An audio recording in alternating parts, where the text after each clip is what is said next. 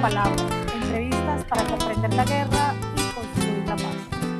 Y esta tarde caraqueña, acompañada de las guacamayas, que de pronto hacen un poquito de bulla, tenemos al querido compañero Chema Sánchez, con quien tenemos una amistad virtual hace muchos años a través de tertulias en cuarentena y que también hemos tenido el gusto de coincidir ya en varios países, empezando por Venezuela, donde afortunadamente se te ha vuelto costumbre venir. Sí. Bienvenido una vez más, Chema, y bienvenido a este espacio. No, encantado de estar en él y además me encanta que digas lo de Venezuela, de que ya empieza a ser costumbre porque yo me siento aquí como casi país de acogida, vengo a tierra liberada viniendo desde tierras colonizadas, o sea que Correcto. maravilloso. Escapando un poquito de su majestad. De su majestad y de los súbditos, que cada día son más súbditos y cada día es más asfixiante una conversación con un pueblo que está lobotomizado completamente. Claro. Y viniste a Venezuela para reflexionar sobre un tema, creo que muy estratégico para la humanidad en este momento, que es el fascismo. ¿Cómo caracterizas tú al fascismo, particularmente en este momento histórico? Fíjate, caracterizar al fascismo para mí es imposible sin caracterizar el capitalismo. Es decir, el fascismo no es más que la cara menos amable del capitalismo, la cara más habitual del imperialismo. Realmente, una de las cosas que me preocupa es que yo en las ponencias que estuve viendo ayer en el Congreso, al que ya he alabado... El Congreso Antifascista. Sí, Es un congreso contra el fascismo, el nazismo, neofascismo. Exacto, y realmente el sionismo, contra toda forma similar al fascismo, las más evidentes de fascismo. Perdóname, creo que se llama Congreso Mundial contra el Fascismo, Neofascismo y Expresiones Similares. Tal cual, ese es el nombre. Pero bueno, la interpretación es, evidentemente, creo que entra perfectamente el sionismo en esa interpretación. Entonces, y no quería dejar de decirlo, realmente lo que decía que me preocupaba es que yo ayer vi una clara unidad a la hora de definir por todos los invitados, de un modo u otro, en todas las ponencias, había una coincidencia en el diagnóstico de que hay cada vez más expresiones fascistas, quizás incluso nombrar fascismo en toda su extensión algunos sistemas en que todavía parece que hay una democracia o que parece que no hay una gestión fascista totalitaria en toda su extensión, pero no se está dando cuenta la gente de que en todos los aspectos en que esos estados necesitan aplicar la violencia en su máxima expresión, no tienen ninguna pega en de repente llegar hasta el apoyo al fascismo. Tenemos en Europa supuestas democracias liberales burguesas que han pasado de la noche a la mañana a estar aplaudiendo a un Estado nazi. Previo han apoyado un golpe de Estado, previo a esto han apoyado una demonización de Rusia y en cambio le han llamado durante todos estos años a Israel la democracia más avanzada del Medio Oriente, de toda la región, y el genocidio en Israel no es desde el 7 de octubre, es durante todos estos años. Por tanto, para mí uno de los problemas que podemos encontrarnos es que abramos la puerta con esa definición a un debate fascismo, que además dicen ahora fascismo mainstream, contra versus democracia. Claro. Y eso supondría blanquear las democracias y separarlo como si fuera un antagónico, fascismo, y no una parte inherente a esa violencia intrínseca del capitalismo que lo ha generado. A la luz del capitalismo, además, surgieron las democracias liberales. Absolutamente. Así que hay una relación ahí en un origen, ¿no?, entre la democracia liberal y el fascismo también. Ambos, en suma, son defensores del sistema capitalista y lo que entiendo que estás afirmando entonces es que no es la democracia liberal la que puede presentarse como una antítesis del fascismo, que también nace entonces del capitalismo. ¿Es así? Así es. El otro día yo escribí unas notas en las que intentaba expresar de cara a una ponencia posible, que luego por toda la cantidad de ponencias no pudo ser, pero intentaba expresar que vamos a enfrentarnos al fascismo para recuperar las estructuras democráticas que nos han venido dadas y que han degenerado, era como decir que estábamos antes en democracia y que había que recuperar la democracia y negar que ese fascismo no había nacido de la nada. Efectivamente, categorizar esta enfermedad como algo que no he provocado yo, lo separa de mí, lo aísla de Claro. mí. Y entonces el diagnóstico es errado. Tú puedes explicar todas las características, poner los síntomas, definir en qué se parece más al fascismo de entreguerras o al fascismo de ahora. Pero que hay unos medios, por eso le llaman fascismo mainstream, porque hay unos medios también actualizados para provocar la ocupación de esas corrientes fascistas con más rapidez. Pero lo que hay es un contexto, lo que hay es un hábitat maravilloso para el fascismo. ¿Cuál es?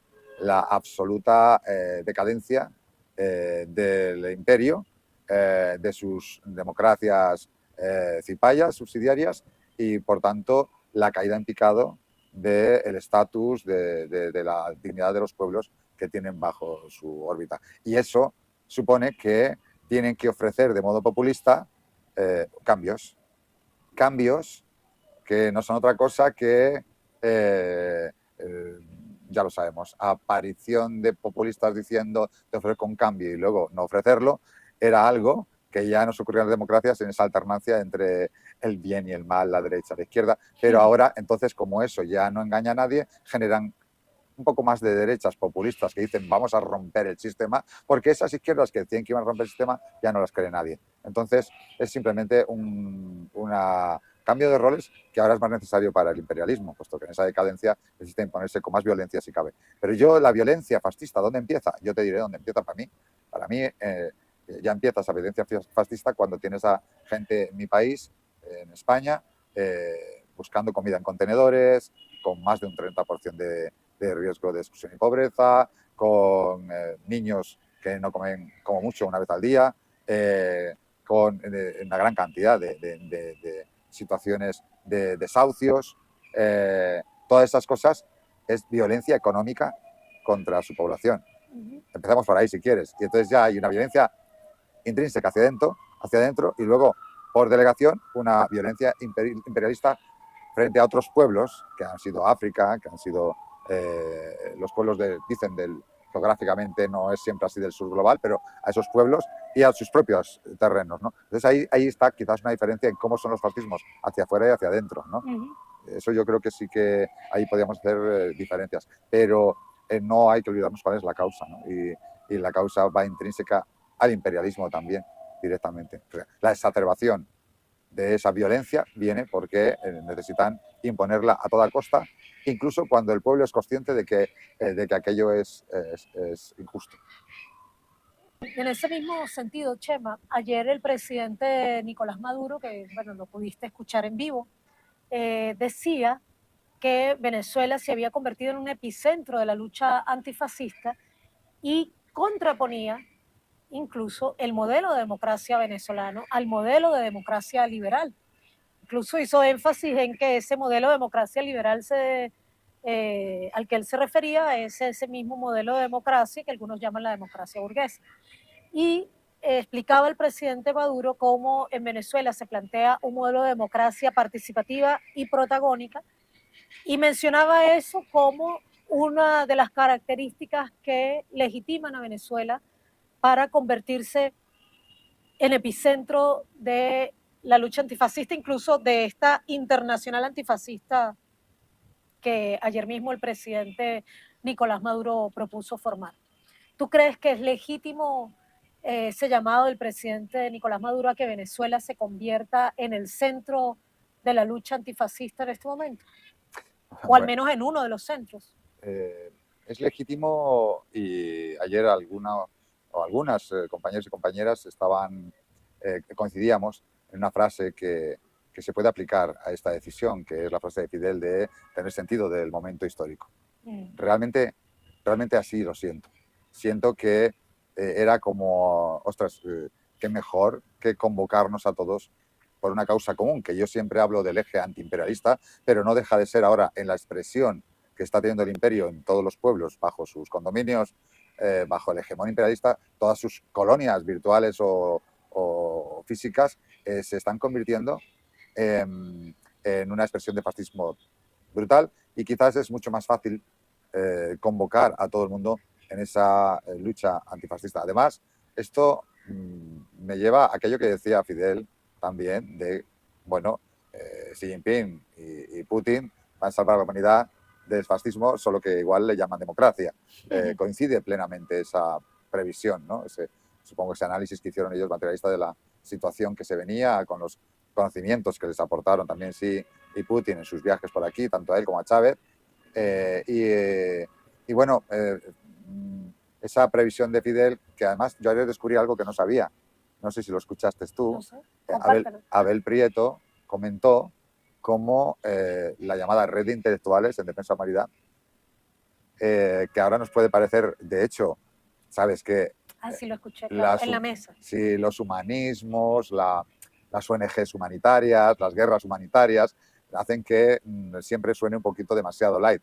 Quizás, fíjate, la red de intelectuales debía haberse llamado al principio la propuesta de Fidel, parece ser que era una especie de frente antifascista mundial. Y entonces, por tanto, en todos los sentidos, Fidel preveía esa aceleración hacia el fascismo. Y de hecho la llamaron Red de Intelectuales, Artistas y Movimientos Sociales en Defensa de la Humanidad, cosa que algunos han olvidado, pero así es el nombre original. Sí, sí, sirve. Bueno, yo en ese sentido creo que si es oportuno, es evidentemente el momento y probablemente el lugar y el día y la hora, que es el 11 de septiembre, momento que recuerda en toda nuestra América el asesinato de Allende, una revolución que intentó ser a base de ganar en esas urnas y con las reglas de ellos, después de una victoria que había sido por las armas en Cuba, contra la violencia criminal de esos estados pseudo-democráticos,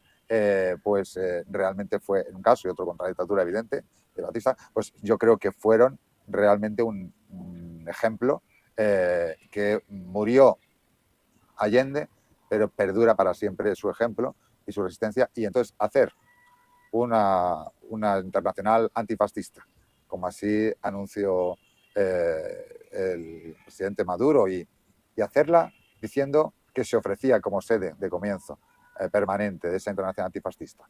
Hacer que tuviera ese trabajo, esa unidad, esa reunión, tuviera una declaración no solo, sino un hecho. Vamos a poner nuestro Estado a disposición de alimentar pues, los recursos, las necesidades para hacer esa internacional antifascista.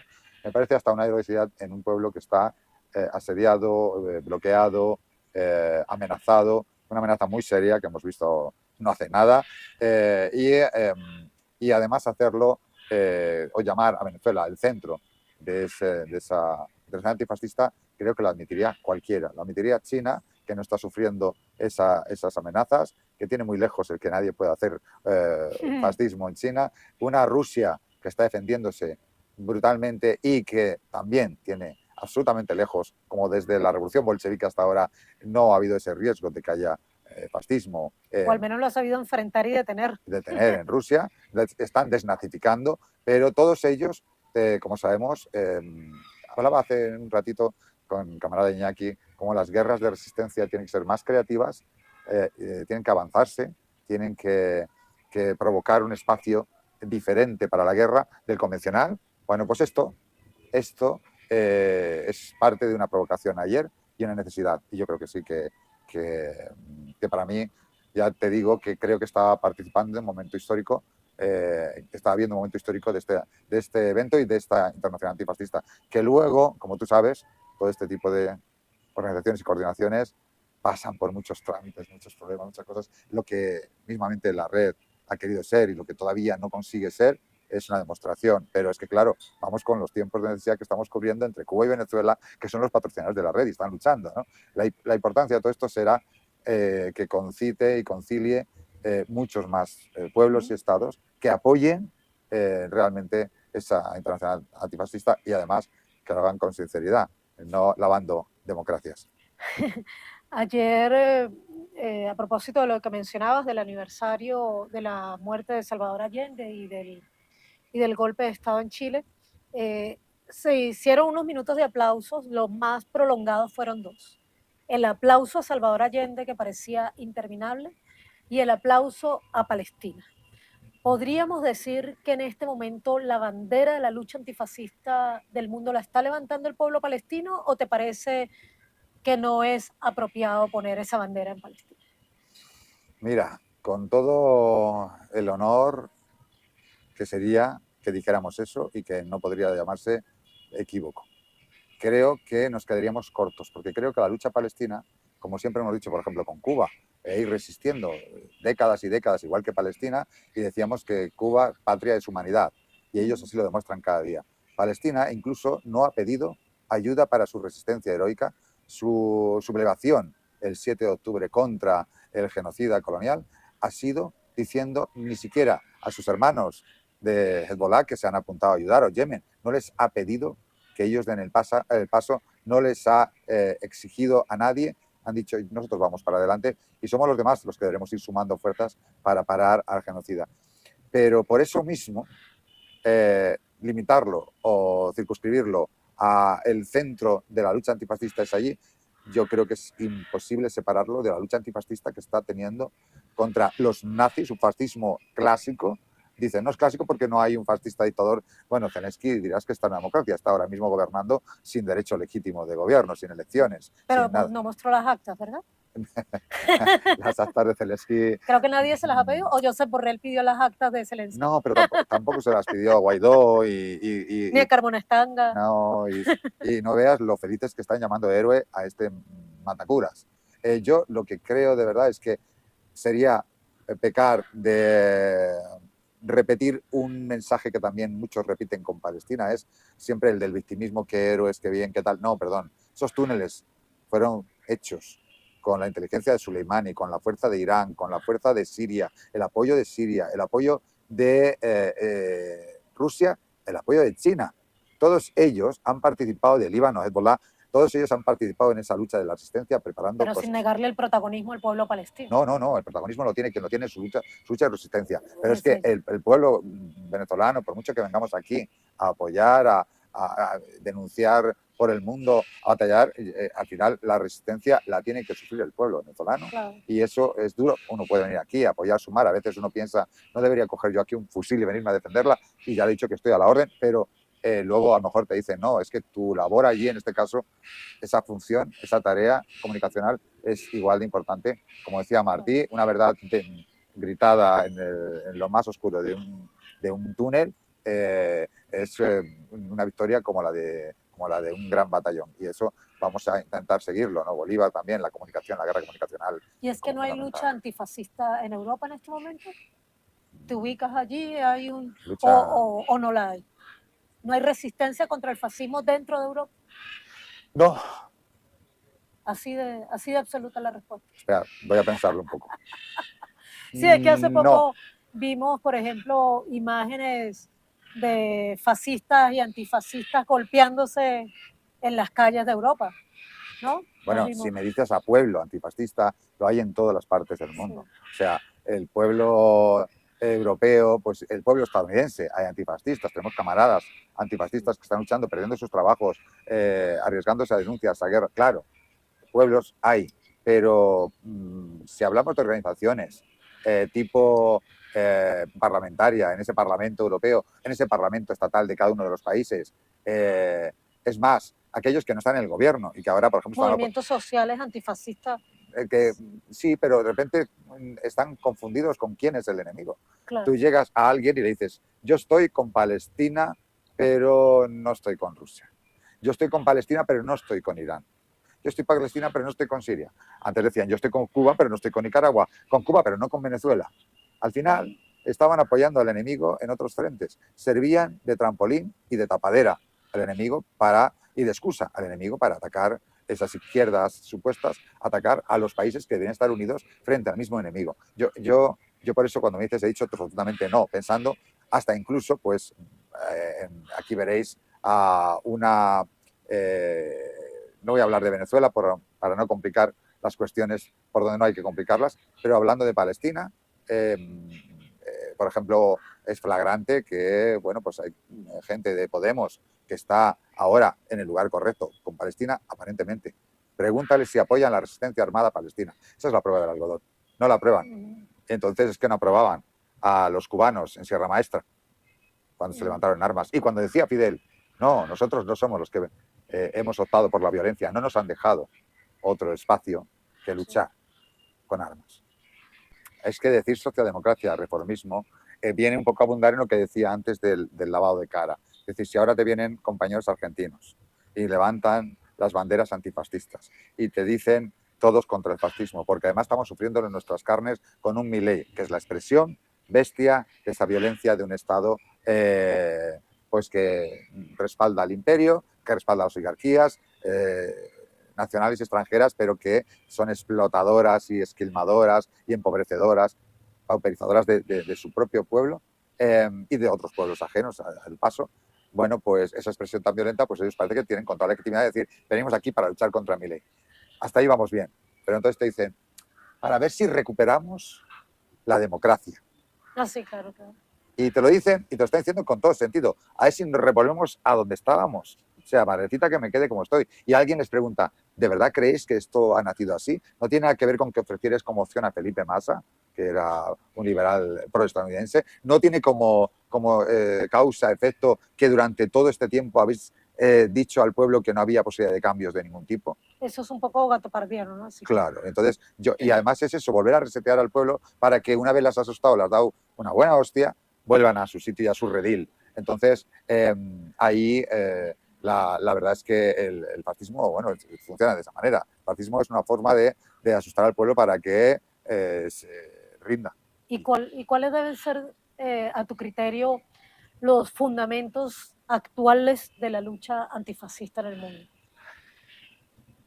Muchas veces decimos eso de no se puede ser feminista, no se puede ser de izquierdas, no se puede ser decolonial Antifascista. sin ser antiimperialista. Con más razón que nunca, no se puede ser antifascista sin ser antiimperialista. Y no se puede ser antiimperialista diciendo que los imperios, el enemigo, son todos los capitalismos son imperialistas y son grandes, que China es imperialista, que Rusia es imperialista.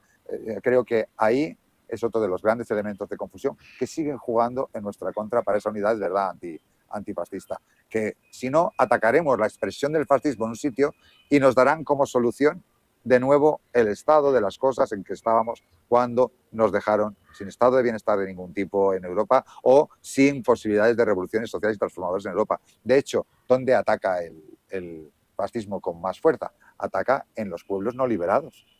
En los pueblos liberados el fascismo ataca al Estado. Claro. Ese es un ejemplo. ¿Dónde atacan los fascistas? En Venezuela atacan desde dentro y no atacan realmente, atacan al Estado. Igual en Cuba. Igual en Cuba. En cambio, Nicaragua, en Nicaragua también. ¿Qué han hecho? ¿Dónde están esos fascistas atacando? Están atacando a Rusia.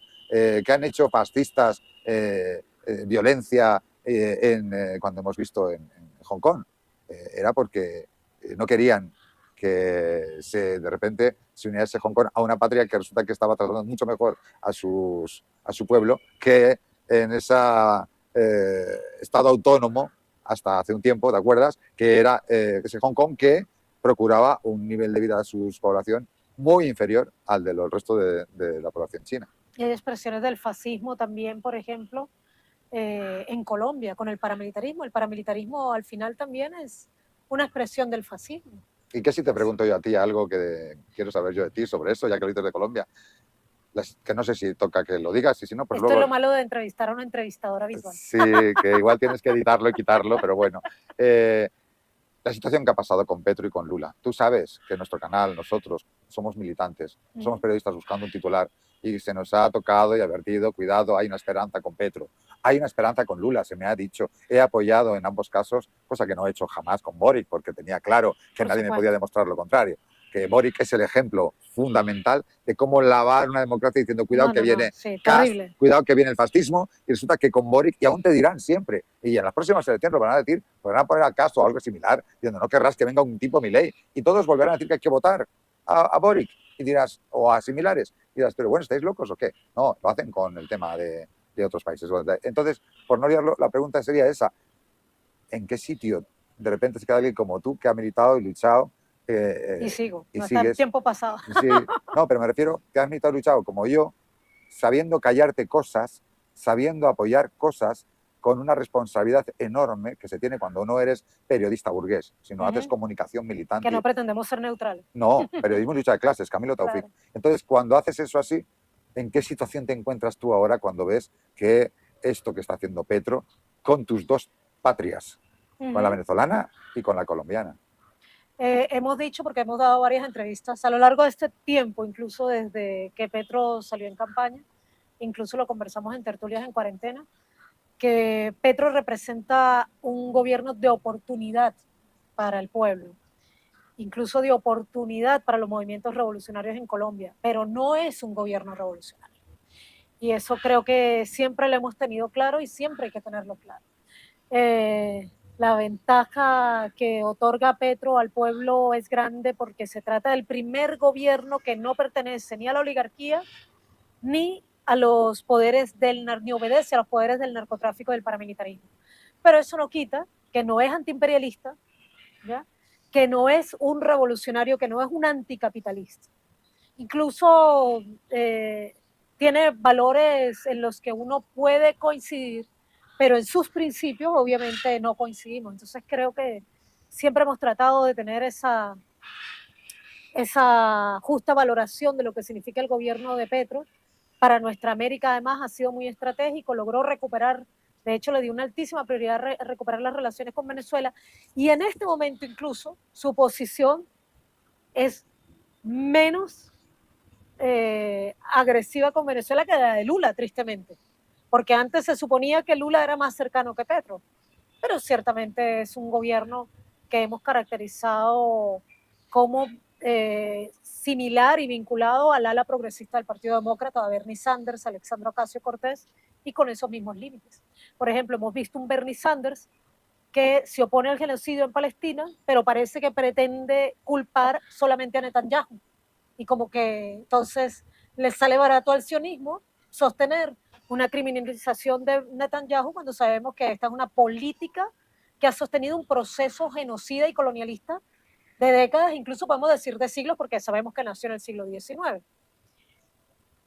Es el mismo límite del gobierno de Petro y sin embargo ahí lo hemos visto como pide las actas, lo cual es un acto de injerencia grosero, ¿ya? Que así lo hemos caracterizado, pero a la vez sostiene las relaciones con Venezuela, exigen el fin del bloqueo, un poco como excusa y un poco en serio, y mantiene las relaciones con Venezuela y está negado a romperlo, entre otras cosas porque tampoco le conviene a toda la oligarquía colombiana porque hay una parte, sobre todo la parte que desarrolla el comercio en Colombia, que tiene en Venezuela su principal cliente, lo cual es natural. 2.219 kilómetros de frontera de un país petrolero, pues no pueden ser menos que tu mercado natural y viceversa. Claro. También para Venezuela es un mercado natural. Entonces, bueno, allí la diferencia con un Boric que, por cierto, nunca reivindicamos ni como el líder estudiantil. No. Incluso a esta señorita Camila Vallejo tampoco. No, antes de las elecciones hablábamos claramente en nuestro canal, tú también, Claro. de que ni Boric ni Camila eran de los nuestros. Lo cual no nos quita el asco, incluso el temor a un Katz, ¿no?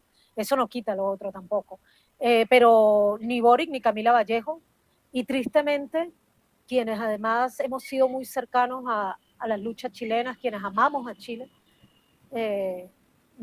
nos ha dolido en memoria de Gladys Marín lo que está pasando con el Partido Comunista de Chile y cómo muchos de esos miembros del Partido Comunista han sido cómplices del encierro de uno de los representantes más dignos que tiene el Partido Comunista de Chile, que es Daniel Jadwe.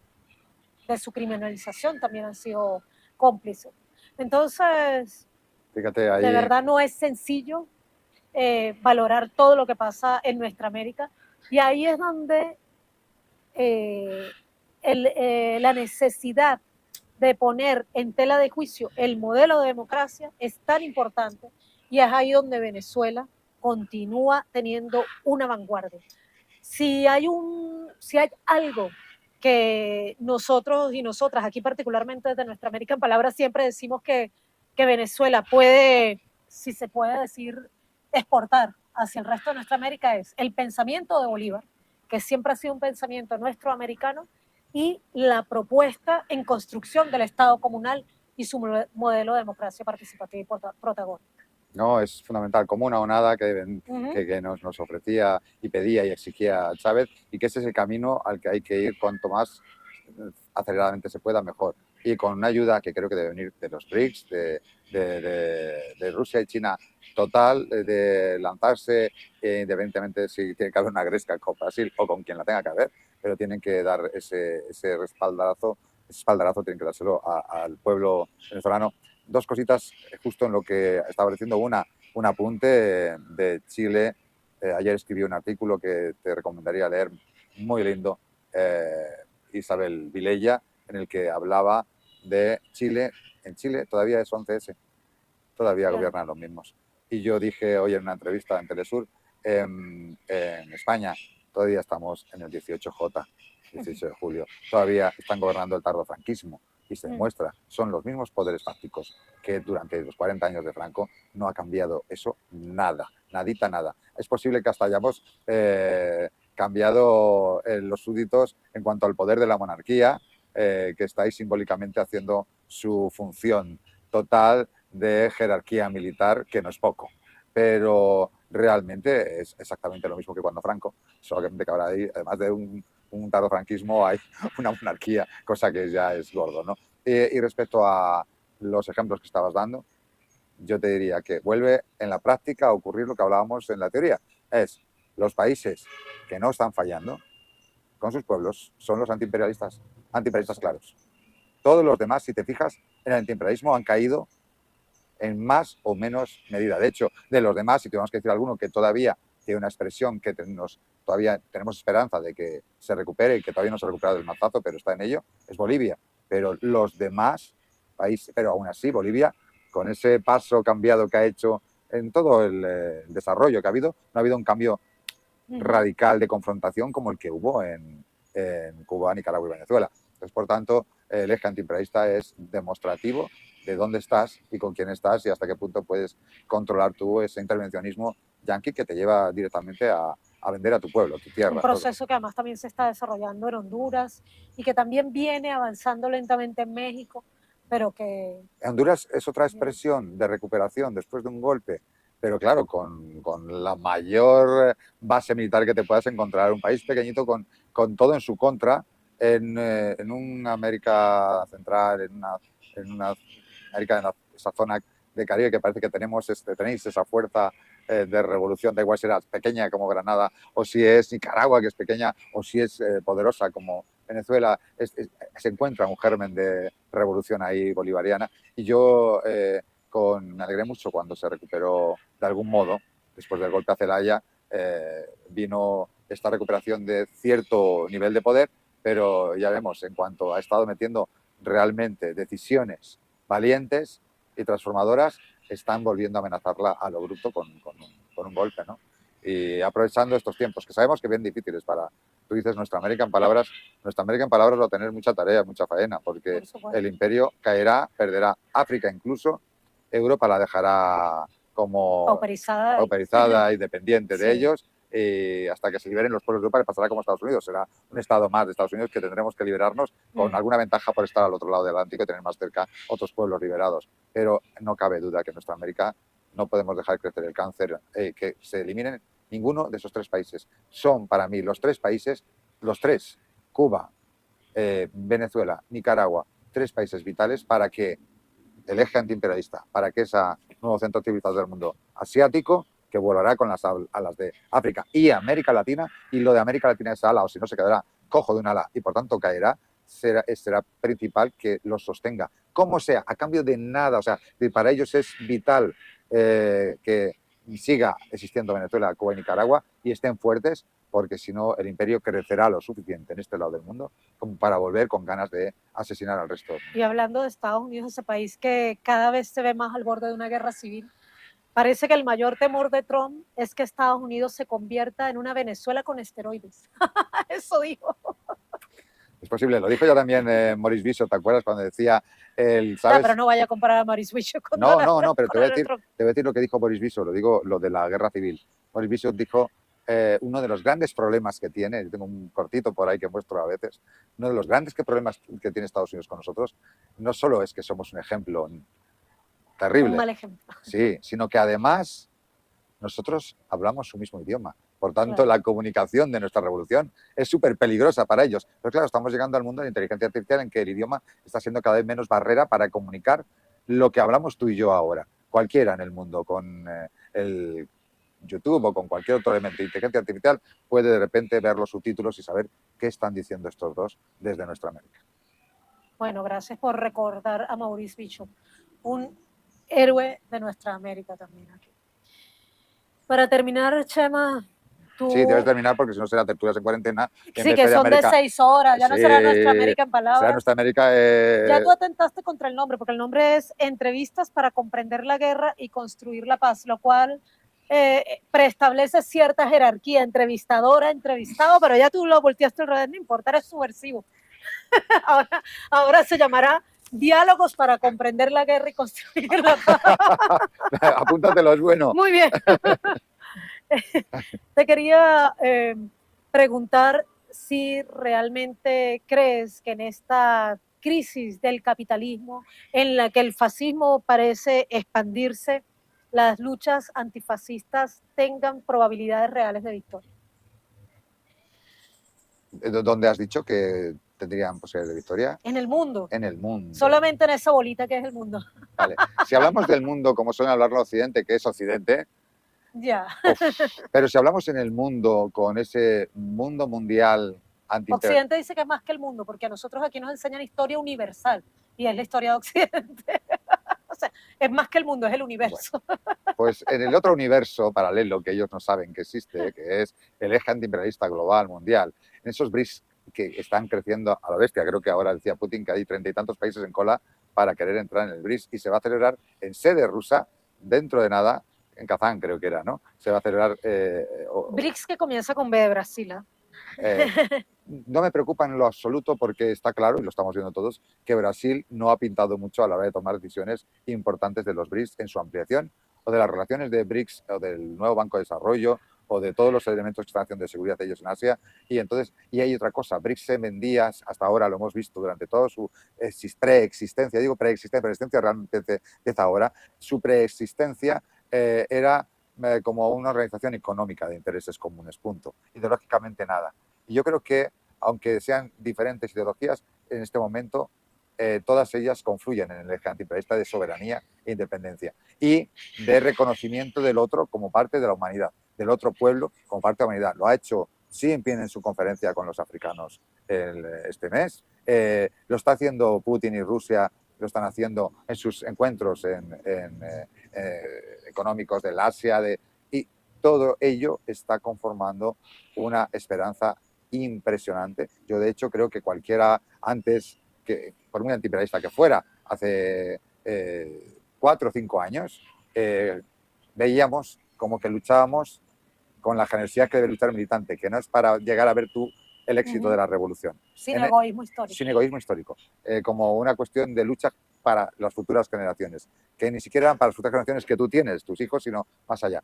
Y en este momento creo que casi todos los analistas, grandes analistas, incluso dicen directamente, bueno, yo no sé si tardará 2, yo no le veo 5 años a que acabe lo de la hegemonía de imperio, bueno, un poquito más, pero por ejemplo... La del dólar, por lo menos. Por la del dólar, menos me lo fían. Para el fin de Israel, que eso podía parecer algo imposible, hay que hablar de 2 estados y todas estas miserias. No, realmente, en realidad, se habla de la decolonización total y el fin de Israel. Tú sabes lo que supone que no esté ahí Israel y que no esté el dólar funcionando. Supone una liberación total de muchos países, no de Europa, que esa tiene que pedir cola para después, pero realmente, en ese sentido, la esperanza es brutal en el global, en el mundo, de esta lucha antifascista.